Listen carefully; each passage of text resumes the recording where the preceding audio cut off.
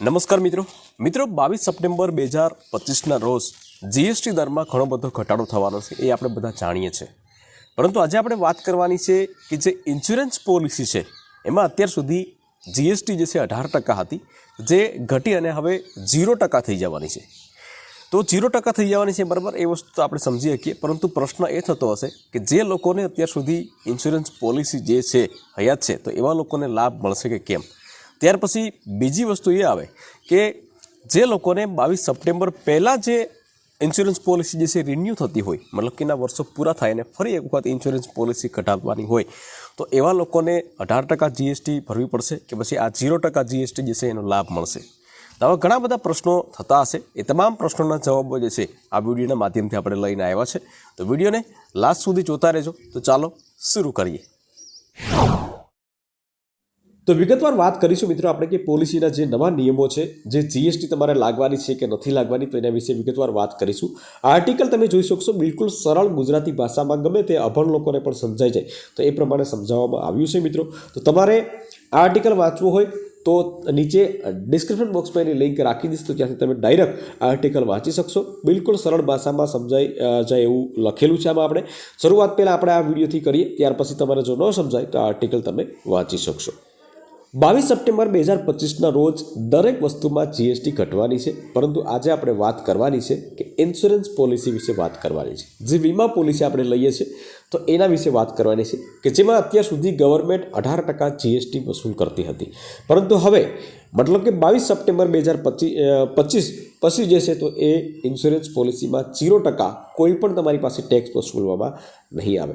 તો સ્વાભાવિક છે કે ઇન્સ્યોરન્સ પોલિસી, વીમા પોલિસી પણ હવે તમને સસ્તી મળી શકશે। તો લોકોના મનમાં સવાલો એવા થાય છે કે લોકોની જે પોલિસી ઓલરેડી ચાલુ છે, પહેલેથી જ ચાલુ છે, તો તેવા લોકોને 22 સપ્ટેમ્બર પછી લાભ મળશે કે નહીં મળે, અથવા તો જે લોકો 22 સપ્ટેમ્બર પહેલાં પોલિસી રિન્યૂ થવાની છે તો તે લોકોને 0% જીએસટીનો લાભ મળશે કે નહીં મળે, અને તમે જીએસટી જે છે અત્યારે પે કર્યો છે તો એ રિફંડ મળશે કે નહીં। તો આવા ઘણા બધા પ્રશ્નો જે છે એમાં આપેલા છે, તો એ વિગતવાર વાત કરીશું આપણે। તો સૌપ્રથમ આપણે તમને જણાવી દઈએ મિત્રો કે 22 સપ્ટેમ્બર 2025ના રોજ ઇન્ડિવિજ્યુઅલ લાઈફ ઇન્સ્યોરન્સ મતલબ કે વ્યક્તિગત વીમા પોલિસી અને હેલ્થ ઇન્સ્યોરન્સ મતલબ કે શારીરિક હેલ્થ ઇન્સ્યોરન્સ જે છે એ પોલિસી પર જીએસટી જે છે 0 કરી દેવામાં આવી છે। પરંતુ પહેલો સવાલ જે છે કે હવે જીએસટી કેટલું લાગશે અને પહેલાં કેટલું લાગતું હતું। તો તમે જોઈ શકો છો મિત્રો, આપણે અહીંયા ટર્મ પોલિસી જે છે, એન્ડોમેન્ટ પોલિસી છે, ત્યાર પછી હેલ્થ પોલિસી છે, રાઇડર, તો આમાં પોલિસી જે છે તેમાં 18%, 4% આ પ્રમાણે જીએસટી લાગતું હતું, પરંતુ એ તમે જોઈ શકશો કે 22 સપ્ટેમ્બર 2025 પછી જે છે ન્યૂ રેટ, તો ન્યૂ રેટમાં આમાં ક્યાંય પણ તમને 0.0% જે છે એ જીએસટી છે, મતલબ કે ક્યાંય પણ પર્સન્ટેજ વાઇઝ આપેલો નથી। મતલબ કે 22 સપ્ટેમ્બર પછી દરેક પોલિસી જે છે, ઇન્સ્યોરન્સ પોલિસી જે છે એમાં 0% જીએસટી હશે, કોઈ પણ જીએસટી વસૂલવામાં આવશે નહીં। આ વસ્તુ એક ક્લિયર થઈ ગઈ। હવે બીજો સવાલ લઈએ કે 22 સપ્ટેમ્બર પહેલાં પોલિસી ખરીદશો તો તેમાં જીએસટી ભરવી પડશે કે પછી ફ્રી હશે। માની લો કે અત્યારે જે છે આજે 10-12 તારીખ થઈ હશે, 12 તારીખ, તો આજે તમે પોલિસી ખરીદો તો આજે જીએસટી તમારે ભરવી પડે કે પછી તમે ફ્રીમાં લઈ શકશો? તો તેનો જવાબ છે કે 21 સપ્ટેમ્બર 2025 પહેલાં કોઈ પણ પોલિસી તમે લેશો તો તેની જે પણ પહેલાંની જે જીએસટી 18% હશે એ તમારે ભરવાની રહેશે। એમાં કોઈ પણ ફેરફાર કરવામાં આવ્યો નથી। જે પ્રમાણે પહેલાં તમે જીએસટી ચૂકવતા હતા એ જ પ્રમાણે તમારે જીએસટી ચૂકવવાની રહેશે।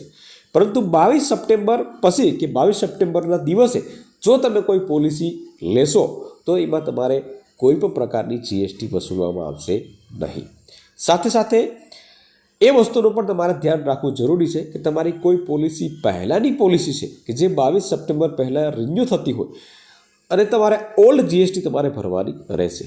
મતલબ કે તમારે 2-3 વર્ષ પહેલાંની પોલિસી છે અને તમારે 22 સપ્ટેમ્બર પહેલાં જે રિન્યૂ થતી હોય તો એમાં પણ તમને લાભ મળવા પાત્ર રહેશે નહીં। એમાં તમારે જે કાયદેસર હશે એ જ તમારે 18% જે છે જીએસટી ભરવી પડશે। પરંતુ 22 સપ્ટેમ્બર પહેલાં તમારી પોલિસીની તારીખ પૂરી થઈ ગઈ હોય અને 22 સપ્ટેમ્બર પછી તમે રિન્યૂ કરાવશો તો પણ તમારે જીએસટી ભરવી પડશે। મતલબ કે 22 સપ્ટેમ્બર તમે માની લો કે ભાઈ અત્યારે તમારી પોલિસી જે છે રિન્યૂ કરવાની હોય તો કે ચાલો ભાઈ હવે આપણે 22 સપ્ટેમ્બર પછી જીએસટી ફ્રી છે તો એમાં રિન્યૂ કરશો, પરંતુ એવી રીતના નહીં ચાલે। પહેલાંની પોલિસી જે છે એ 21 સપ્ટેમ્બર પહેલાં જે છે તમારી રિન્યૂ થતી હોય તો એ તમારે 22 સપ્ટેમ્બર પછી જો રિન્યૂ કરશો તો પણ તમારે જીએસટી ભરવી ફરજિયાત છે. સિમ્પલ મતલબ એ થયો મિત્રો કે 22 સપ્ટેમ્બરના દિવસે અથવા તો 22 સપ્ટેમ્બર પછી કોઈ પોલિસી રિન્યૂ અથવા તો નવી પોલિસી લેતા હોય તો એમાં જ જીએસટી ફ્રી હશે. ત્યાર પછી ઘણા બધા મિત્રોનો પ્રશ્નનો એવો પ્રશ્ન હોય છે કે ભાઈ જીએસટી હમણાં ભરેલી છે અમે તો એ પાછી રિટર્ન મળે કે કેમ?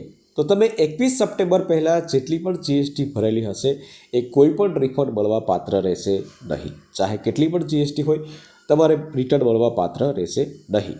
પરંતુ નવી પોલિસીની શરૂઆત 22 સપ્ટેમ્બર પહેલાં જો તમે કરી દીધી હોય અને તમારું પોલિસી રજિસ્ટર્ડ જે છે ઇસ્યુ જે છે એ 22 સપ્ટેમ્બર પછી થઈ હોય તો એવા કિસ્સામાં તમને જે પણ જીએસટી કપાયો હશે એ તમને ચોક્કસથી રિટર્ન મળી જશે. ત્યાર પછી વાત કરીએ મિત્રો કે ભાઈ ગ્રુપ ઇન્સ્યોરન્સ પોલિસીમાં પણ જીએસટી 0 કરી દેવામાં આવ્યું છે કે એમાં 18% જીએસટી જે છે ભરવું પડશે.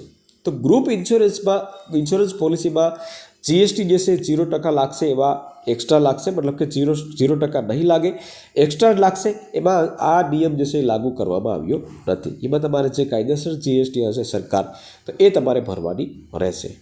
ત્યાર પછી વાત કરીએ મિત્રો કે તમારા જે રેગ્યુલર પ્રીમિયમમાં દર વખતે જીએસટી કપાય છે તો એ કપાવી તો એ ઓટોમેટિક હટી જશે કે એના માટે તમારે અલગથી કોઈ પ્રોસેસ કરવી પડશે? તો એના માટે તમારે અલગથી કોઈ પ્રોસેસ કરવાની જરૂરિયાત નથી. 22 સપ્ટેમ્બર પછી કોઈ પણ જીએસટી તમારી ઓટો રિન્યુઅલ થતી હશે તો એમાં તમારે જીએસટીનું પ્રીમિયમ જે છે એ કપાય અને તે પછી તમારા પૈસા જે છે એ કપાશે.